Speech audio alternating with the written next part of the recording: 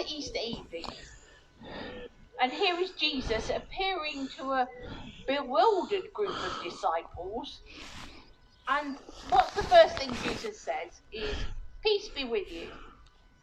And then, "Why are you frightened? Why do doubts arise in your hearts?"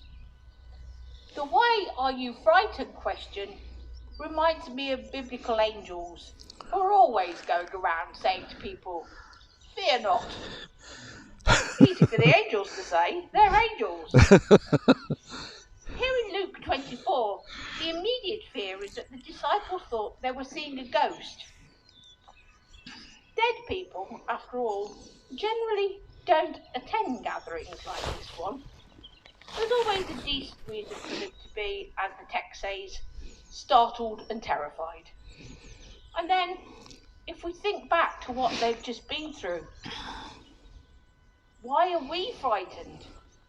Why do we doubt Jesus? Is it any wonder? Let's see. It was just a few days ago that you were arrested, Jesus, and our world came crashing down among our ears. Jesus, we thought you were him. We thought you were the Messiah. It has been so exciting to be part of your team, to witness your healing miracles, to learn from your wise teachings, to be one of the chosen few. But then you were arrested, mocked, beaten, put to death. It was excruciating to watch. Well, for those of us who were brave enough to be there at least. The rest of us stayed hidden away for fear of the authorities. We thought they'd be coming after us.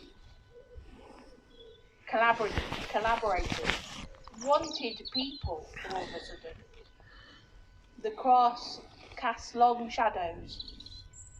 And now we've just heard that 2 of our friends saw you along the road to Emmaus. And then, while we're still trying to wrap our heads around that, all of a sudden you're here with us too. Or what appears to be you. Of course we're frightened. Frightened and anxious. I have to admit that feeling is well known to me personally. It's exhausting. It stops me in my tracks. I can't hear anything properly. I can't see anything properly. Anxiousness casts long shadows over people's lives. No wonder what God says to me most is, "Don't fear, my child." But that's all very well, isn't it? It always reminds me of that scene in Harry Potter with Ron and the Sorting Hat in the last 2 films, The Deathly Hallows. And the hat says to the children, "Don't be afraid." And Ron says to Harry, "Well, it's all very well, Harry, but it's a hat." In response to the disciples' fears and doubts, Jesus tries to bring things back to the ordinary, make things as concrete as he can for them. "Here are my hands and my feet, guys, it's me. Touch and you'll see." And then I love the next bit. While in their joy, they were disbelieving and still wondering. So touching Jesus' hands and feet in real life helps, but only so much. They want to believe him, they just don't know if they really dare to. And so they find themselves with this strange but understandable combination of joy, disbelief, and wonder. And while they're in this midst of this tumultuous state, comes Jesus' additional question. "Have you got anything to eat?" That's another very familiar phrase in my life. I have 3 people, well, 2 dogs and a person, who look at me as the main provider of something to eat. And to the disciples, it's a simple request, something concrete they can do to Jesus.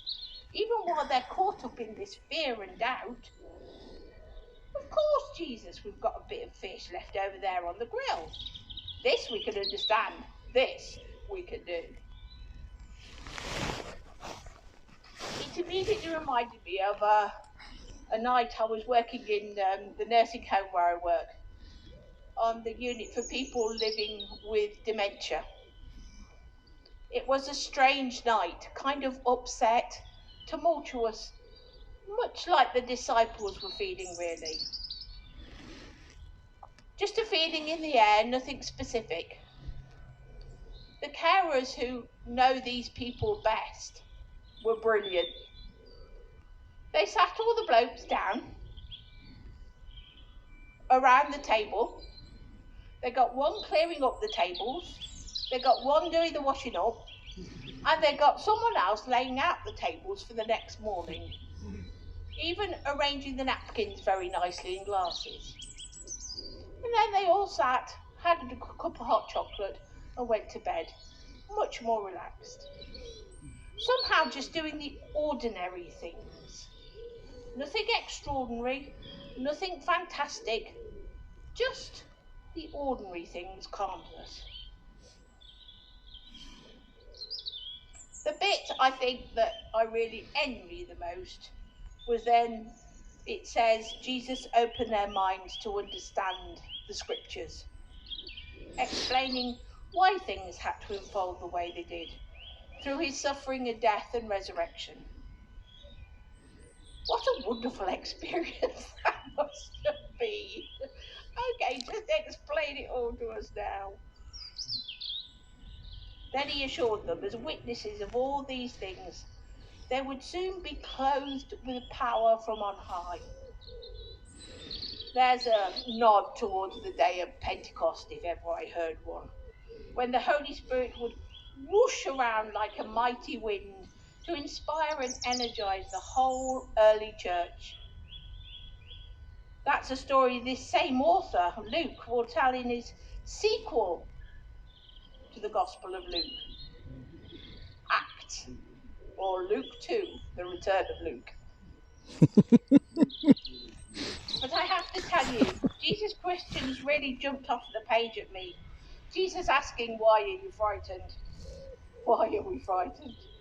Well, how long have you got, Jesus? And we'll be happy to explain to you exactly why we're frightened. And as for doubts, oh boy, I'm sure you know these come with the territory for us mere mortals. Even people of deep and abiding faith. We love to celebrate your resurrection on Easter Day, Jesus, but like the disciples, even in our joy, we can find ourselves wondering a bit too. But then comes Jesus' other question. Have you got anything here to eat? To bring things back down to earth. A simple request, a concrete task. What might be our contemporary equivalent? Where is the invitation from Jesus to which we can say, oh, that? I can definitely do that. If you're unsure where to start, well, the Bible certainly has plenty of places to begin. Feed someone who's hungry, welcome a stranger, look after someone who's ill, visit a prisoner, pray for one another, pray for your enemies, stand with the powerless, speak out against injustice, practice hospitality, compassion, generosity. Pick any of them you like and focus your energy and attention there to distract you a bit from your fears. Listen from an invitation from Jesus to do something concrete and helpful in his name. And here's a prayer to help. I'm a little bit freaked out, Jesus. Well, terrified, frankly, by some things, most days actually, but oh, that Jesus I could definitely do. After all, it's been said that courage is resistance to fear, mastery of fear, not absence of fear. So it's okay to look around us and find the world to be frightening. The key is not to let that fear shut us down, but to find ways to resist it. Watching for opportunities to do the basic things. Fearlessness is not being afraid to take those